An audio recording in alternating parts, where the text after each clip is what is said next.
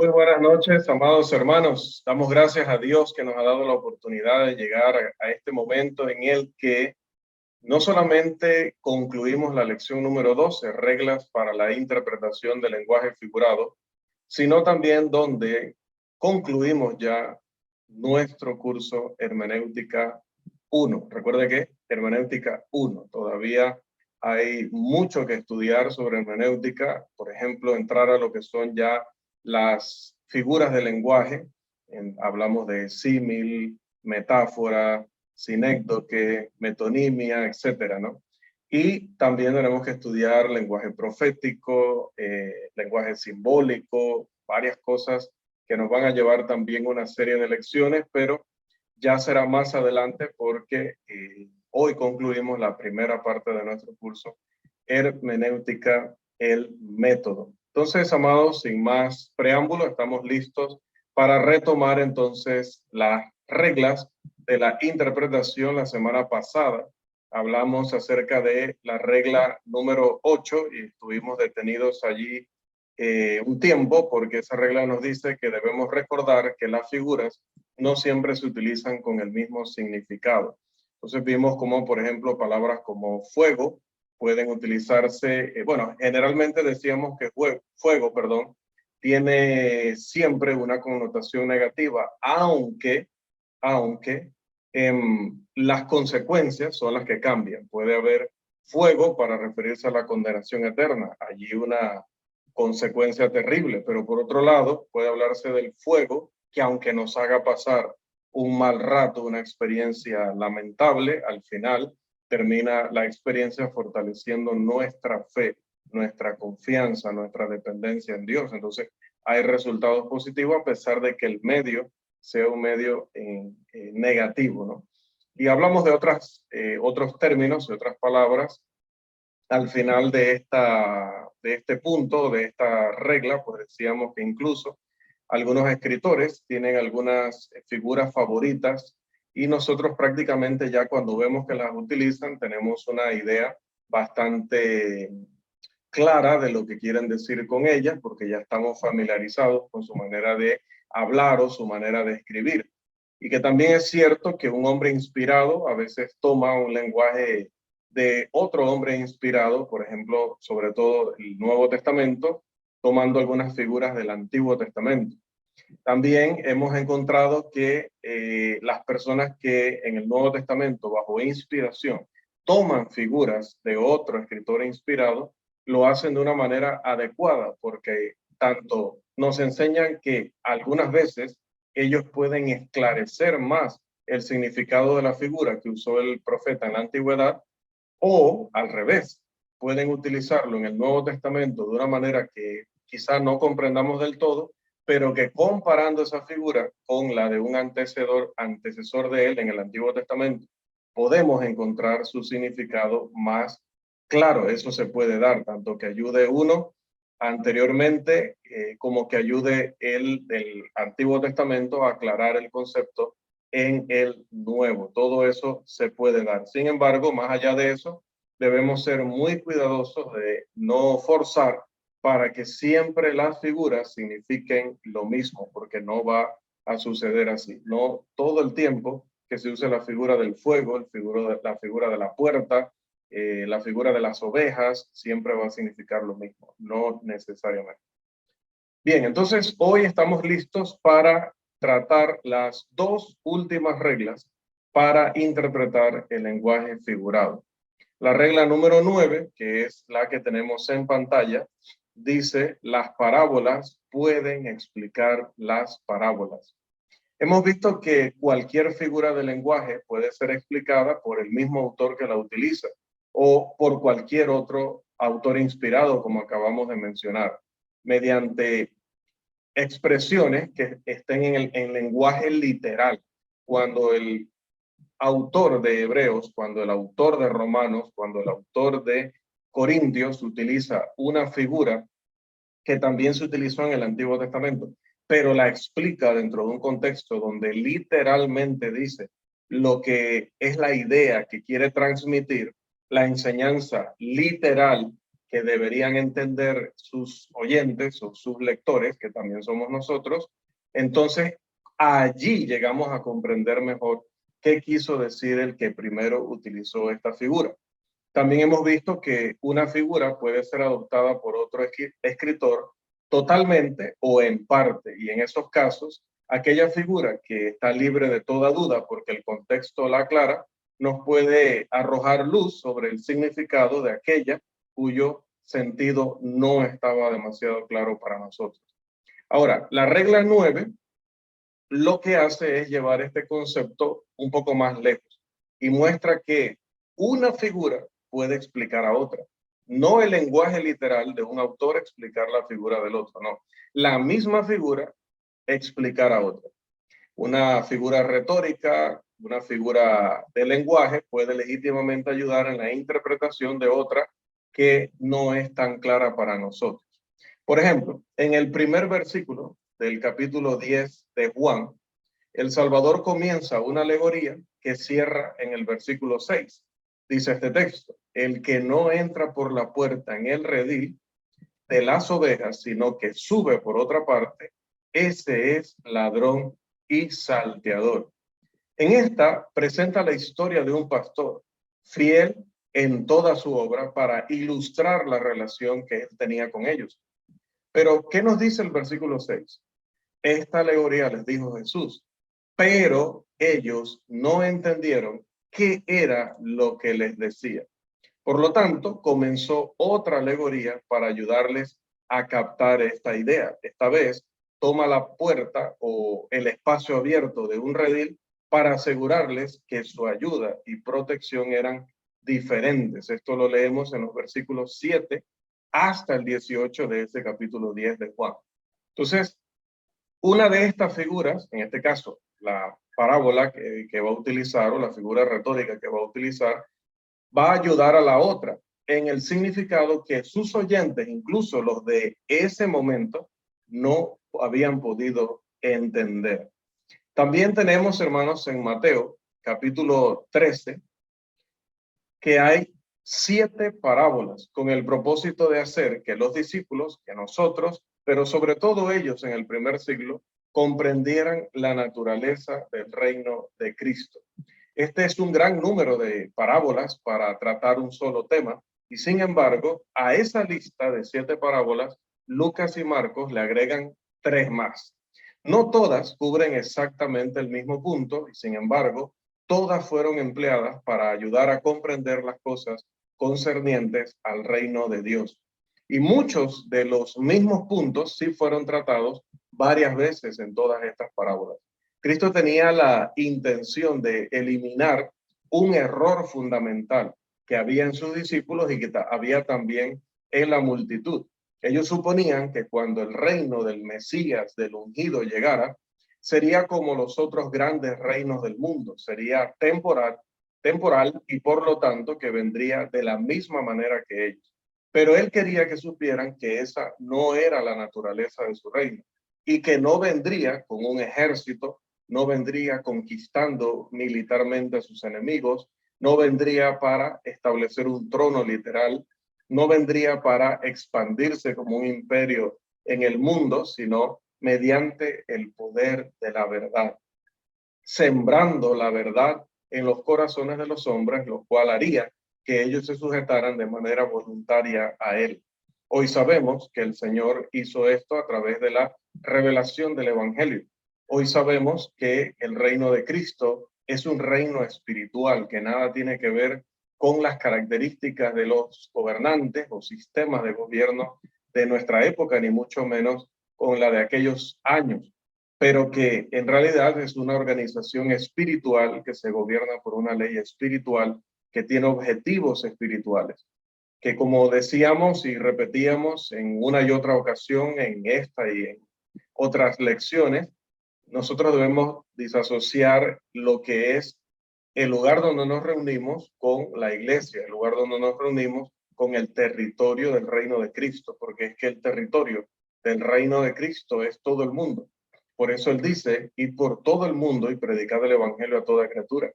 Lo que pasa es que en el mundo hay súbditos que están en rebeldía, personas que no quieren someterse a la voluntad del Salvador. Pero el Señor no los va a convencer, el Señor no los va a sumar a su reino a través de la fuerza, sino a través de la persuasión del Evangelio.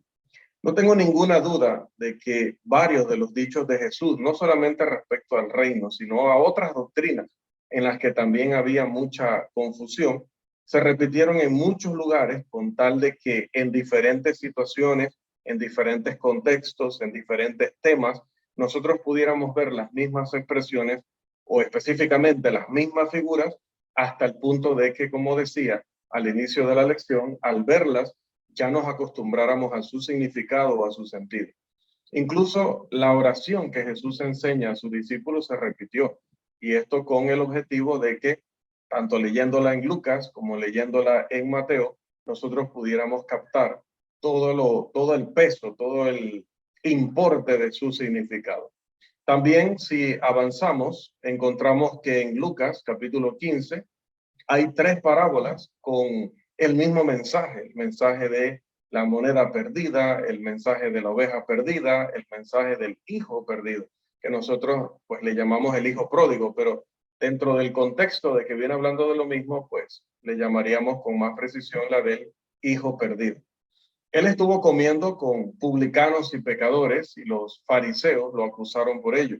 Entonces él les mostró a través de estas parábolas de la oveja, de la moneda y del hijo, que ellos eran las últimas personas en el mundo que deberían criticar eso. De hecho, siendo los líderes, siendo los pastores, siendo los administradores de los bienes espirituales delante del pueblo de Israel y también ante Dios deberían serlo, que no lo estaban practicando, no se estaban comportando como tales, ellos deberían o debieron regocijarse de que los perdidos regresaran a casa, pero lamentablemente no era así.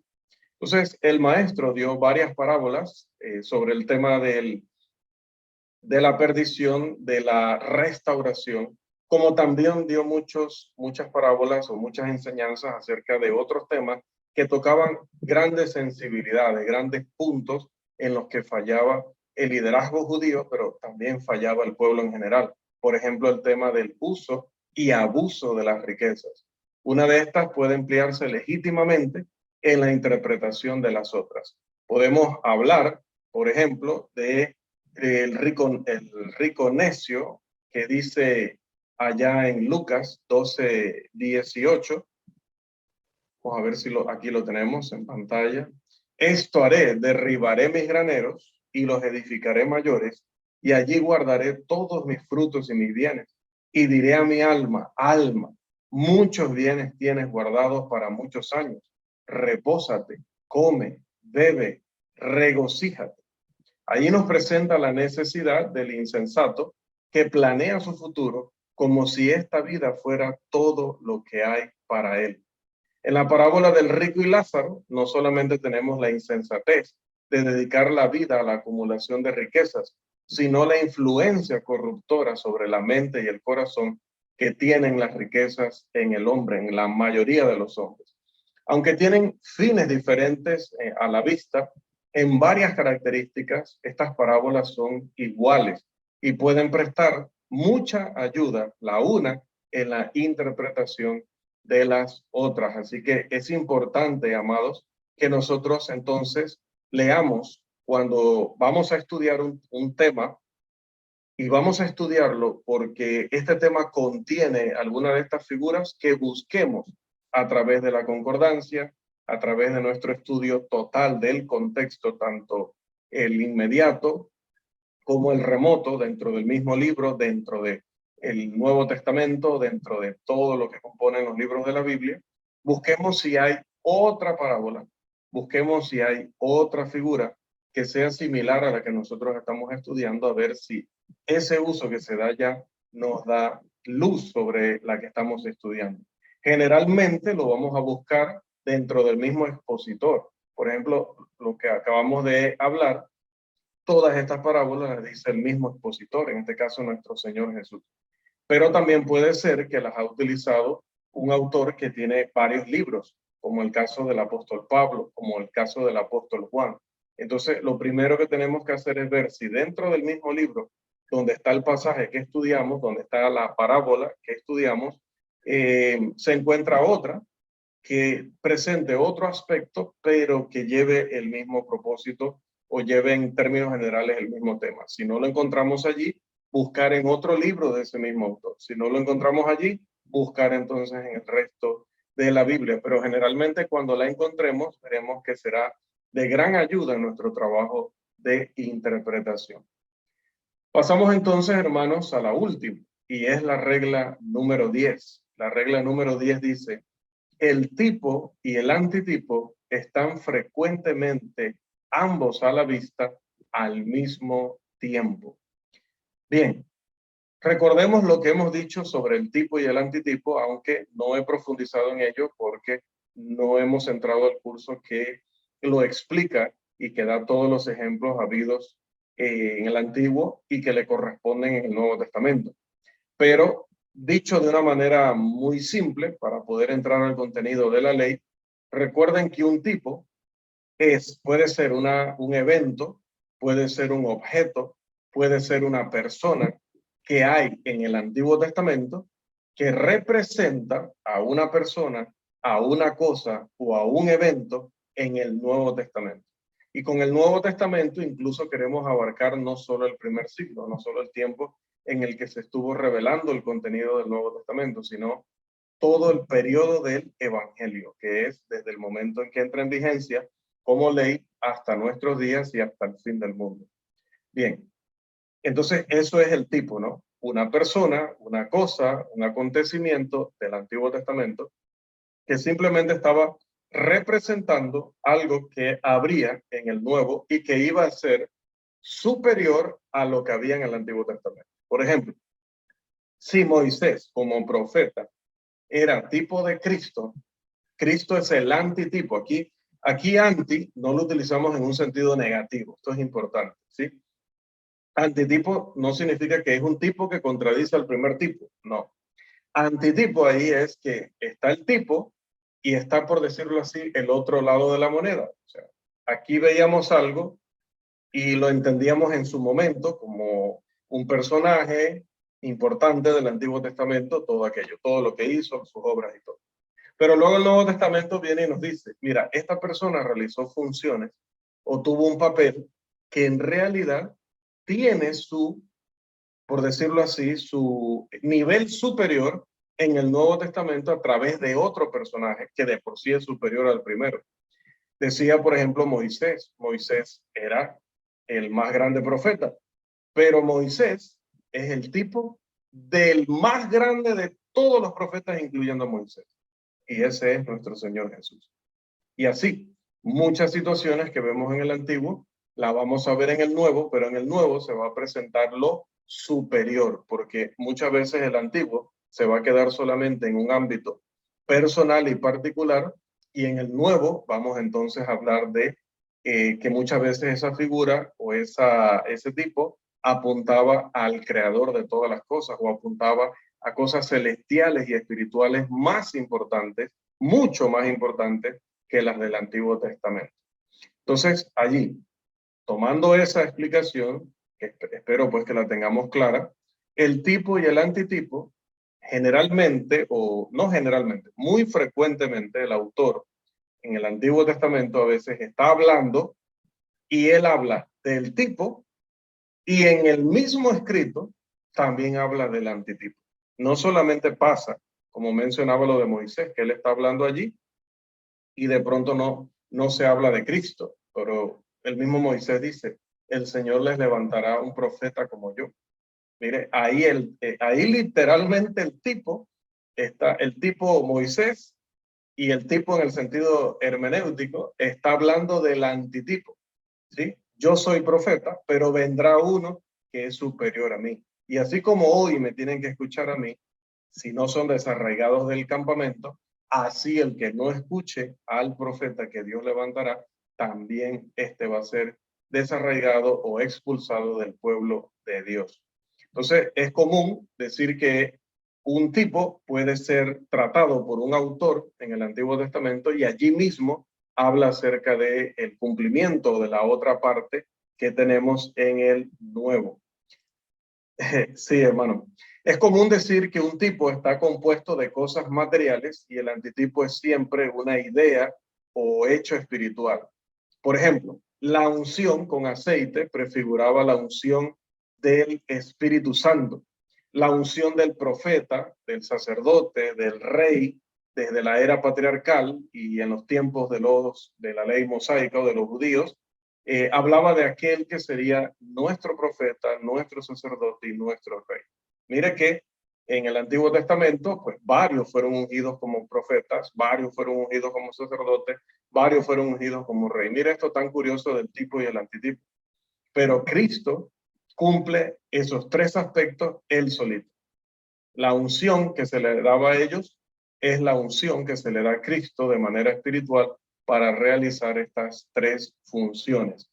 También la purificación, que vemos que es un concepto muy enfatizado en el Antiguo Testamento, muy importante en todo lo que es la realización de los rituales de la ley de Moisés, simbolizaba la pureza espiritual que debe existir en el pueblo de Dios. Entonces, lo que les decía, por ejemplo, ir y lavarse en aquella fuente, o si en el caso de la mujer que venía y tenía el flujo menstrual y tenía que apartarse del campamento y estar los suficientes días allá para que luego volviera purificada.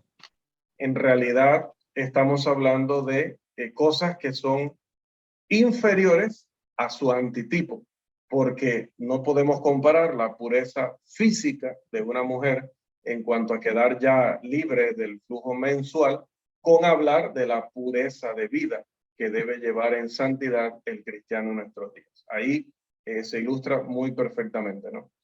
También la peregrinación por el desierto representaba el viaje de la vida espiritual, ¿no? Representaba toda esa batalla que tenemos en el camino a llegar al cielo, en fases de rebeldía, que las tenemos, fases de desánimo, que las tenemos, fases de quejas, querellas, también fases de fe, de sorprendernos cómo Dios hace su obra en nuestras vidas, en el mundo.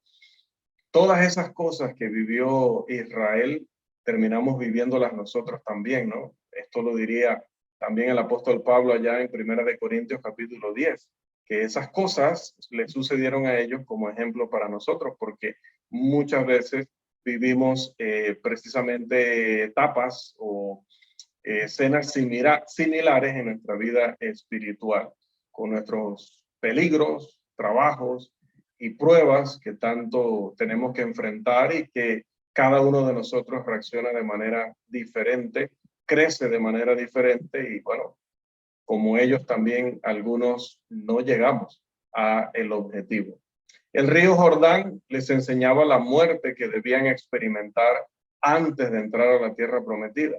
¿Por qué lo digo? Porque, bueno, sabemos que antes de llegar a ese río y poder ingresar a esa tierra que fluía leche y miel, pues el Señor dejó tendidos en el desierto a todos los incrédulos, murmuradores que habían salido de Egipto, excepto los jovencitos de menos de 20 años y Josué y Caleb. Entonces note cómo el resto del pueblo terminó tendido en el desierto y solamente entraron estos jóvenes, estas personas que representaban la parte más tierna del pueblo de Israel. De la misma manera, cuando nosotros entramos al cristianismo, dejamos atrás el viejo hombre con sus vicios, el viejo hombre con sus malas mañas, como decimos, y entramos a una nueva vida como un niño, y precisamente así lo dice la Escritura, somos criatura nueva, somos niños o bebés en Cristo. Bueno, lo mismo, podemos decir que en ese sentido Israel era tipo de la conversión. También, hermanos, pasar el Jordán era una prefiguración de la resurrección de entre los muertos. Nosotros estábamos muertos en nuestros delitos y pecados y luego nacemos para una nueva vida. Pasamos por las aguas del bautismo para llegar a nuevas vidas. Bueno, el pueblo de Israel pasó por las aguas del río para poder también heredar la tierra que fluía leche y miel. Que era de por sí, hablando de esa tierra prometida, era un tipo del cielo. Era un tipo del cielo, y Hebreos lo ve de esa manera. Dice, cuando ellos heredaron la tierra prometida, ni siquiera con esa herencia tenían la más grande herencia que debe buscar el Hijo de Dios. Y habla acerca entonces del cielo. Pues recuerde que la carta a los Hebreos, que es una carta que Christopher está esperando que demos acá de curso, pero pues no me ha pagado todavía la matrícula, así que todavía no lo vamos a dar ese curso. El escritor de Hebreos trata de hacer mucho contraste entre el Antiguo y Nuevo Testamento, mostrando siempre, obviamente, que el Nuevo Testamento es superior en su diseño, en su propósito, en sus promesas, en todo. Entonces, la tierra prometida, aunque era el lugar donde por fin llegaba el pueblo para establecerse, para disfrutar de una tierra productiva, fértil, poder estar allí ya de forma permanente, no como sucedía mucho en su caminar o en sus jornadas, ellos ya iban a poder tener su propia tierra. Aún así, esa no era la verdadera herencia. La verdadera herencia es la que todavía nosotros estamos luchando por alcanzar, que es esas moradas que fue nuestro Señor a preparar allá en la casa del Padre. Todo esto lo podemos ver así. Yo he leído en muchos libros, no solamente estas figuras, sino muchas, hermanos, no solamente estos usos del tipo y antitipo, sino muchos otros. Entonces, quiero aclararle, porque seguramente podría venir esta pregunta al final, siempre cuando hacemos nuestra sesión de preguntas y respuestas, que, hermano, ¿y cuántos tipos hay? ¿Cuántos antitipos de estos tipos? Bueno, ya dije, ¿no? Habrá un curso donde veremos eso en detalle, pero en realidad, hermano, no hay un número definido. No hay un número definido porque en esto sucede que a veces alguien cita un caso y dice que, bueno, esto puede ser un tipo y el antitipo puede ser este, acá en el Nuevo Testamento o en la era del Evangelio puede ser este. Y encaja, ¿no? Encaja. Algunas de las cosas que he mencionado encajan perfectamente, ¿no? Todo esto lo podemos admitir como tipos y antitipos. Por cierto, creo que todas son bastante acertadas. Sin embargo, varias figuras y tipos se han empleado para representar al mismo antitipo y varias de estas pueden verse al mismo tiempo en una lectura bíblica. Voy a dar algunos ejemplos de lo que quiero decir para que quede claro. La mente del profeta puede a veces estar enfocada en el tipo y al mismo tiempo en el antitipo. O la mente del profeta puede decir, por ejemplo, el peregrinar por el desierto es tipo de la iglesia. Claro, no lo va a decir literalmente en el Antiguo Testamento, pero como usted y yo ya vivimos en el periodo del Evangelio, sabemos que era lo que querían decir, ¿no? Entonces, para ilustrarlo, ¿no? Explicarlo un poquito más. El autor podría, el profeta del Antiguo Testamento podría utilizar la peregrinación por el desierto como un tipo el caminar que tiene la persona antes de convertirse al cristianismo. Pero también el mismo autor podía usar esa figura como un tipo de lo que sería luego la vida espiritual del pueblo de Israel una vez que ya estuviera establecido en Canaán, ¿sí? Habían dado vueltas literalmente durante 40 años en el desierto, pero también durante todo el tiempo que estuvieron establecidos en la tierra de Canaán espiritualmente, pues ellos estaban también en un continuo peregrinaje espiritual. Y cuando decimos espiritual no es necesariamente bueno, porque lo espiritual, los demonios son seres espirituales en el sentido de que su naturaleza es espiritual, su existencia, su forma de existencia es espiritual. No necesariamente la palabra espiritual siempre significa algo bueno. Entonces lo mismo acá, ellos tendrían un peregrinaje espiritual, pero cuestionable, un peregrinaje espiritual que no sería el acorde tal cual le había sucedido a sus padres en el desierto, y esto se lo dirían los profetas una y otra vez y ya ellos estaban establecidos, ya no estaban caminando en el desierto. Entonces, ese peregrinar del desierto podía ser un tipo de la vida espiritual del pueblo de Israel ya establecido en Canaán. Y al mismo tiempo el profeta podía verlo como o podemos verlo nosotros como un tipo del peregrinar también del pueblo de Dios hoy, ya siendo iglesia del Señor. Entonces, mire cómo una sola figura o un grupo de personas o una persona podía representar varios antitipos en el Nuevo Testamento. Por eso que ese tema de los tipos y antitipos es tan, pero tan amplio. Podemos decir que la esclavitud de Israel en Egipto simbolizaba nuestra esclavitud en el pecado, que cuando ellos se fueron de las tierras de Faraón, tenemos allí una figura de la necesidad de arrepentirnos y alejarnos del pecado. Pero justo allí pasamos a lo que parece ser la introducción de otra idea, porque el apóstol Pablo usa el paso de Israel por el mar como un tipo de nuestro bautismo en Cristo. Allá toma es el paso en el Mar Rojo, y a eso le llama un tipo del bautismo, que así también nosotros hemos sido bautizados en Cristo. También habla de que el sábado, la escritura, no digo el apóstol Pablo, porque no voy a hablar de la autoría de Hebreos, ya dije que el hombre no ha pagado. Su sábado era un tipo del descanso de Cristo, como podemos verlo en la lectura de Hebreos capítulo 4, los versículos 1 al 10. Este texto dice: por lo tanto, puesto que falta que algunos entren en él. A ver, ¿alguien quiere leer para que haya participación? Vamos a tener unas lecturas allí breves y si me quieren ayudar, les permito, ¿no? Porque no quiero que se me duerman.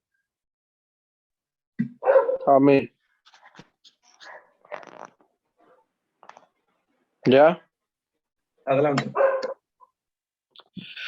Por lo tanto, puesto que falta que algunos entren en él, y aquellos a quienes primero se les anunció la buena nueva, no entraron por causa de desobediencia, otra vez determina un día, hoy diciendo, después de tanto tiempo, por medio de David, como se dijo ayer, ok, oyereis hoy su voz, no endurezcáis vuestros corazones, porque si Josué les hubiera dado el reposo, no hablarían después de otro día. Por tanto, queda un reposo para el pueblo de Dios, porque el que ha entrado en su reposo también ha reposado de sus obras, como Dios de las suyas. Amén, gracias hermano. Bien, ahí Rafael quiso leer porque vio que el texto contenía el nombre Josué y sabemos que ese es un nombre que a él le provoca mucha alegría. Irónicamente, la lectura que contiene el nombre Josué habla del reposo, pues por allí ya Irving habla de otro reposo, pero el sábado era un tipo del reposo del cristiano y así lo hace ver el autor de Hebreos, pero también tenía en vista lo que el cristiano está buscando, no solamente el reposo de esa vida de pecado, de esa vida de esclavitud al pecado, sino que aún buscamos, imagínense, otro reposo superior al reposo que tenemos ahora mismo a nivel espiritual. ¿Cuál es ese? Definitivamente el reposo eterno al lado de nuestro Padre Celestial. Aquí entonces tenemos un pensamiento espiritual que simboliza otro de mayor extensión. Y luego ese mismo tipo simboliza otro antitipo superior a ese primero porque es más grande en cuanto a duración. Sí, repito. Cuando Israel reposó, dice la escritura que en realidad Josué, que fue el que continuó la obra después de Moisés, no les dio el reposo. O sea, ellos reposaron del peregrinaje por el desierto, pero había un reposo superior. Ese reposo sí lo logran los judíos que entran a la iglesia en el primer siglo. Logran dejar atrás todo lo que tenía que ver con la ley de Moisés, logran dejar atrás todo lo que tenía que ver con ese sistema imposible de cumplir, imposible de cumplir para recibir justificación, me refiero, y entran a una nueva condición, un nuevo convenio con Dios, un nuevo pacto con Dios. Y en ese sentido reposan, pero dice, aún ese reposo no es todavía el reposo superior que busca el pueblo, porque ahora que tenemos ese reposo, seguimos buscando uno más grande. Este reposo que tenemos ahora es un tipo del reposo que va a durar por la eternidad, que va a ser allá en el cielo. También tenemos otra lectura donde también si me gustan ayudar, pues vamos a abrir los micrófonos para ello, que se encuentra en Primera de Pedro, capítulo 3, los versículos 16 al 21, por favor. En ninguna de las dos citas incluí todos los versículos de la cita, porque pues aparte que no caben en pantalla para que lo podamos leer cómodamente, solamente tomé la parte que más nos interesa para hacer la ilustración del tipo y antitipo con varios cumplimientos. Por favor, Primera de Pedro, capítulo 3, versículos 16 al 21. ¿Quién nos ayuda ahí?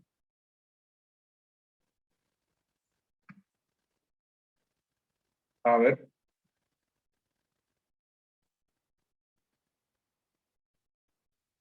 ¿Alguien? Se le cayó la conexión a Joel, que a él le gusta mucho leer. Mano Christopher. Hermano, ¿me escucho? Sí, Uh-huh. ok, perfecto. Permítame y leo lo que está en pantalla. Dice así, porque también Cristo padeció una sola vez por los pecados, el justo por los injustos, para llevarnos a Dios, siendo a la verdad muerto en la carne, pero vivificado en el Espíritu, en el cual también fue y predicó a los espíritus encarcelados, los que en otro tiempo desobedecieron, cuando una vez esperaba la paciencia de Dios en los días de Noé, mientras que preparaba el arca, en la cual pocas personas, es decir, 8, fueron salvadas por agua. El bautismo que corresponde a esto ahora nos salva, no quitando las inmundicias de la carne, sino como las aspiraciones de una buena conciencia hacia Dios, por la resurrección de Jesucristo. Gracias, hermano. Aquí, Primera de Pedro 3:16 al 21, utiliza el diluvio de los tiempos de Noé y la salvación de la familia de este justo como un tipo de nuestro bautismo. Esto no es extraño, ya que sabemos que hay dos símbolos para la misma seguridad en Dios. También, amados, muchas de las profecías de Isaías son inexplicables con cualquier otra hipótesis que no sea la ley o la regla número 10 que estamos estudiando. En casi toda la parte final de su visión es el profeta llevado a Babilonia y él está mirando hacia el futuro desde la época del cautiverio y por eso que al estudiarlo tenemos que ubicarnos en ese contexto. Pero él ve con frecuencia a los hijos, o por eso ve con frecuencia a los hijos de Judá y Benjamín como que volvieron a casa. Y el gozo del hombre de Dios se vuelve tan grande que para él todo le parece un éxtasis. La misma tierra de Canaán se alegra. Las colinas retozan, dice, como corderos, y sus montañas saltan como carneros, y los cedros del Líbano aplauden con alegría. Pero en ese éxtasis del profeta está seguro de ver la redención más grande, porque sí, había una redención en cuanto a que Dios permitiera que por fin su pueblo saliera de la esclavitud y volviera a su tierra, volviera a reconstruir sus casas, volviera a reconstruir el templo y pudiera nuevamente adorar a Dios allí, sino que allá al fondo también el profeta veía la gran redención que ya no solamente iba a incluir a su pueblo, aunque él no lo entendiera completamente, sino que iba a redimir al mundo entero. Él estaba entonces viendo la redención que iba a ser posible solamente en Cristo Jesús. Entonces aquí en Isaías están el tipo y el antitipo, ambos en la misma profecía. Y esto no es todo. Este tipo y antitipo son como dos colinas en la misma línea, siendo la más pequeña, la que estaba más cerca del profeta, y la más alta, la que estaría entonces más adelante. Por lo tanto, hermanos, puede haber una gran distancia entre las dos, pero desde la perspectiva del profeta se verían como una. Nosotros lo que pasa es, vamos a ver si me trato de explicar bien, ¿no? A ver si trato de explicarme bien, que de hecho debí colocarlo en un dibujo bueno, miren, no lo tomé en cuenta. Si usted ve las dos colinas, serían, creo que es en 2D, ¿no? Así como estamos viendo ahorita mismo la imagen que tenemos en pantalla, ¿sí? Si usted ve la más pequeña y la más alta, las ve así de frente, pues usted sí está viendo claramente que son dos. Pero si de pronto las tuviera de frente, en cierta perspectiva, usted podría ver como si fuera una sola. Tendría usted que estar a cierta distancia o cierta altura para que pudiera entenderlo, ¿no? Sí, digo que no traje la imagen, ¿no? Que voy a tratar de hacerlo con mis manos y tratar de que nos entendamos. Podríamos verlo de costado y decir, ok, se ve que hay una más pequeña y una más alta, pero si estás de frente, entonces podrías estar viendo como si fuera una sola. Prácticamente esto es lo que le pasa al profeta en ese caso. Por lo tanto, después de que se describe una línea de historia profética que recorre el tipo y el antitipo, es momento para que el profeta vuelva y desarrolle el concepto que tiene más cerca. Es decir, el concepto respecto a la redención, al rescate, a la restauración, por decirlo así, que más le compete o que más le interesa en ese momento por ser la más inmediata, como lo es la liberación de su pueblo. Entonces, en eso que el autor está hablando del pueblo de Israel, y de allí pasa a la redención mayor, que es con Cristo Jesús, y vuelve a hablar de la redención de su pueblo. En esto, hermanos, ¿qué ha sucedido? Que muchos comentaristas han perdido su reputación, ¿sí? En tratar de entender y en tratar de explicar al profeta, han perdido su buena reputación. Habiendo visto una profecía relacionada con el regreso de Babilonia y luego con una referencia tan clara y directa a la venida de Cristo y la obra de la redención que solamente él podía realizar, y luego otra mención regresando al tema del pueblo judío, retornando a la Tierra Santa, estos autores dan por sentado que eso debe estar relacionado con algún regreso futuro del pueblo de Israel a la Tierra Santa para instaurar allí el reino del Mesías. No es eso, simplemente el autor está viendo en toda su línea profética y en su línea de exposición ambos eventos. Menciona el de mayor interés porque era el inmediato, menciona hacia el futuro la que va a venir, la gran redención, pero luego simplemente retoma su punto de mayor interés, que era el que tenía que ver con el retorno del pueblo a su tierra. Pero bueno, recordemos que estos hombres estaban contando lo que vieron y que en el rango de su visión hay figuras tanto de tipo como de su antitipo, y que debemos entender que aunque ellos mencionaban cosas, no las entendían completamente. Ya lo diría ya el apóstol Pedro, ¿no? Muchas veces ellos le preguntaban a Dios qué significaba esto. Vemos a Daniel muchas veces confundido con todas estas cosas, pidiendo ayuda también de Dios para comprender. Algunas cosas se le explicaron y algunas cosas le dijeron, séllalo porque eso no lo tienes que comprender tú, eso es para otras personas. Entonces, si es así, debemos entender que el autor muchas veces va a mencionar alguna cosa del Mesías, alguna cosa de nuestra era, pero que él va a retomar siempre el punto que más interés suscitaba a él y al pueblo de Israel, que era lo que estaba sucediendo inmediatamente o que sucedería antes de esa gran redención. Pero esto no solamente pasa con Isaías, sino que también pasa en el Nuevo Testamento. Por ejemplo, ha habido una gran cantidad de malentendidos, malinterpretaciones en cuanto a lo que dice Mateo capítulo 24. Algunos lo han visto como un pasaje que no habla de nada más que la destrucción de Jerusalén. Está más allá de toda duda que el autor se refería a la destrucción de esa ciudad, pero algunos dicen solo se refería a eso. Otros se encuentran en él un lenguaje que debe hacer referencia al juicio final y luego se precipitan a concluir que no se refiere en nada a la destrucción de Jerusalén, sino que está hablando 100% de esa destrucción del mundo entero después del juicio final, ¿no? O en ese periodo del juicio final. ¿Y qué sucede? ¿Cuál sería la respuesta a esto? Definitivamente, como hemos dicho y enfatizamos siempre, no está dentro del alcance de nuestra lección hacer acá una exposición de Mateo 24, pero sí podemos decir que el texto tiene mensaje para ambas cosas.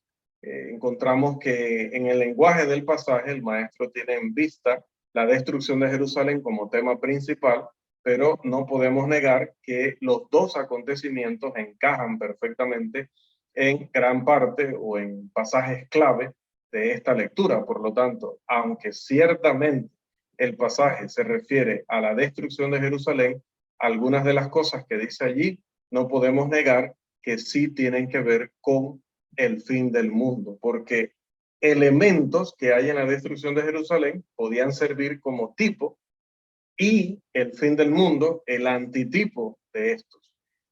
Obviamente, por ejemplo, Jesús está advirtiendo a sus discípulos y por ende a todos los que tuvieran acceso a esa información, que serían todos los que luego podrían leer los escritos del Nuevo Testamento o pudieran escuchar las exposiciones de los apóstoles, que Dios iba a traer juicio sobre Israel y que iba a destruir la ciudad y que iba a destruir el templo. Jesús fue claro en eso, pero la gente no quiso entenderlo, no quiso aceptarlo, no creyeron. Y bueno, cuando vino la destrucción, los que sí creyeron, que eran los cristianos, ya estaban muy lejos de allí cuando vino lo peor. Y pues como dice la historia, los masacrados fueron los judíos, que aún persistían en practicar el judaísmo y que habían desechado el evangelio.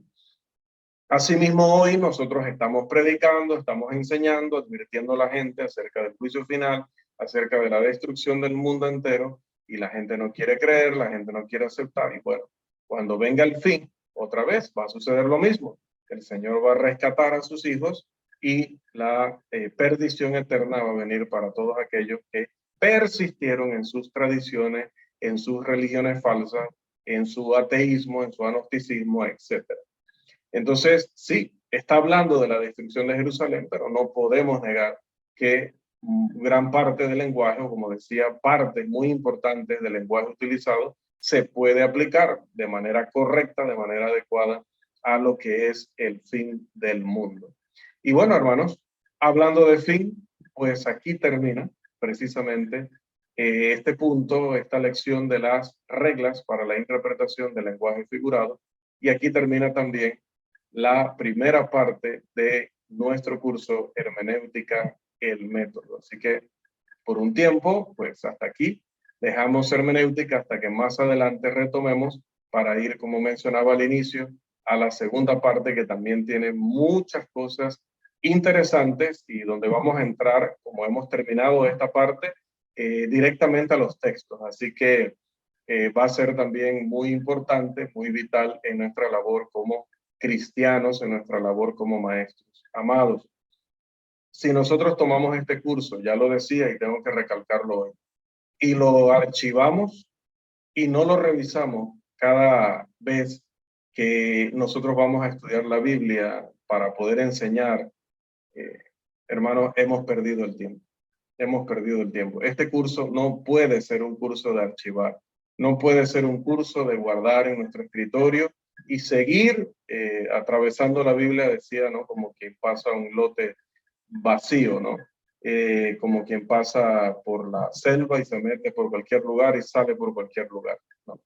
Debemos acostumbrarnos, debemos habituarnos a estudiar la Biblia de manera sistemática, a estudiar la Biblia con orden, a estudiar la Biblia con el respeto que ella misma nos enseña a tenerle, porque es la palabra de Dios, porque no es cualquier libro, porque no es cualquier revista ni tratado. Requiere concentración, compromiso y requiere que nosotros lo hagamos tal cual lo hacían los escritores y el mismo Señor en el Nuevo Testamento. Amados, en conclusión, ¿cuál es el método de interpretación bíblica correcto? Habiendo método alegórico, método costarricense, método no sé qué. Bueno, habiendo tantos métodos que podríamos mencionar, 11, 12, 13, 14, 18. ¿Cuál es el método? Bueno, el método es el que hayan utilizado los hombres de Dios. ¿Y cuál fue el que utilizaron los hombres de Dios? El que hemos visto desde que iniciamos este curso y el que veremos cuando también tratemos la segunda parte. Si tomamos en serio esto y lo aplicamos, si estamos revisando constantemente, tratando de memorizar incluso las reglas para poder aplicarlas, hermanos, haremos un trabajo excepcional. Haremos un muy buen trabajo. Pondremos un muy buen fundamento para que todo lo que se construya en la mente de la membresía, en la mente de incluso las personas a las que vayamos a predicarle el evangelio, sea sólido, resista cuando vengan los falsos maestros, cuando vengan las filosofías engañosas, cuando vengan las tentaciones, cuando venga todo esto que trata de minar la fe de los cristianos, pues vamos a lograr que las personas se mantengan firmes. Pero si nosotros archivamos este tipo de estudios, no los estamos revisando, no los estamos aplicando, no estamos incluso ampliando sobre esto, hermanos, definitivamente haremos un trabajo mediocre, un trabajo deficiente, y con todo respeto, pero también con toda sinceridad, tendré que decir, yo creo que ya todos sabemos por experiencia lo que sucede cuando no se ha puesto un buen fundamento. Entonces, no cometamos el mismo error. Dios nos está dando una oportunidad de hacer las cosas bien.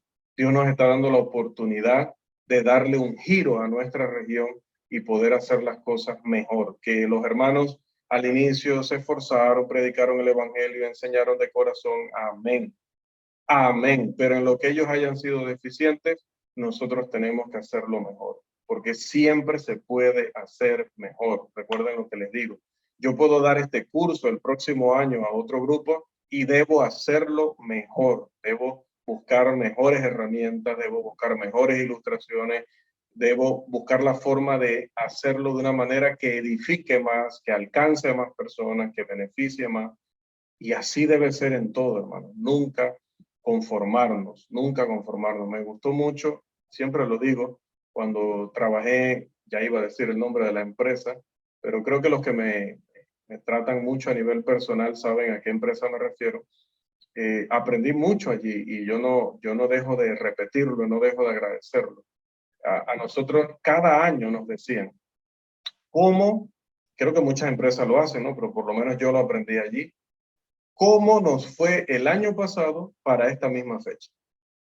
Y aunque el año pasado, por ejemplo, hubo una circunstancia particular, por ejemplo, la pandemia, y entonces todo el mundo quería internet residencial, internet en sus casas, y por eso las ventas se dispararon en octubre, por ejemplo, ¿no? Octubre del año pasado, pues aunque el siguiente año, en octubre, no hubiera una pandemia que obligara a la gente a instalar internet en casa, pues la empresa decía, este año, con pandemia o sin pandemia, si el año pasado instalamos a 3,000 casas o a 30,000 casas, pues este año tenemos que por lo menos instalar en 31,000. Entonces imagínense, qué reto porque muchas veces eran cosas tan particulares como las que acabo de mencionar. O sea, una pandemia, se decretó encierro total de parte del gobierno y bueno, la gente se puede tener que instalar internet porque ahora tengo que trabajar desde casa, tengo que estudiar desde casa. Ahora llega el octubre del siguiente año, ya no está esa circunstancia y ahora los jefes nos piden 1,000 instalaciones más que en aquella época. Era un reto constante. A veces lográbamos igualar, a veces lográbamos llegar cerca y a veces fracasábamos. Pero el reto era siempre mejorar en octubre lo que se había hecho en octubre del año pasado. Bueno, hermano, ¿cuánto más merece el Señor? Que nosotros cada vez hagamos un trabajo mucho mejor. Cada vez que usted enseñe disciplina, que eso hay que enseñarlo tantas veces en la vida, a la misma congregación, enséñalo cada vez mejor. Cada vez que vaya a evangelizar, no vaya con el mismo discurso ya, con la misma forma de abordar, con la misma forma. No. Cada vez prepárese mejor. Cada vez sea más perceptivo, cada vez sea más astuto, cada vez sea más amable, cada vez sea más claro. Cada vez que hagamos el trabajo, hagámoslo mejor. En particular, en lo tocante a entender bien la escritura para poder explicarla mejor. No la podremos entender bien si no la interpretamos bien y no la interpretaremos bien si no respetamos los principios y las reglas que hemos compartido a través de este curso. Así que, hermanos, doy gracias a Dios inmensas de poder haber compartido con ustedes esta enseñanza, este curso tan valioso para cada uno de nosotros. Me ha dado la vida, la salud y la oportunidad de poder llegar hasta el final, por lo menos de esta primera parte, y rogamos que, a menos pues que el Señor venga, que es lo más grande y maravilloso, nos permita seguir entonces con nuestro próximo curso.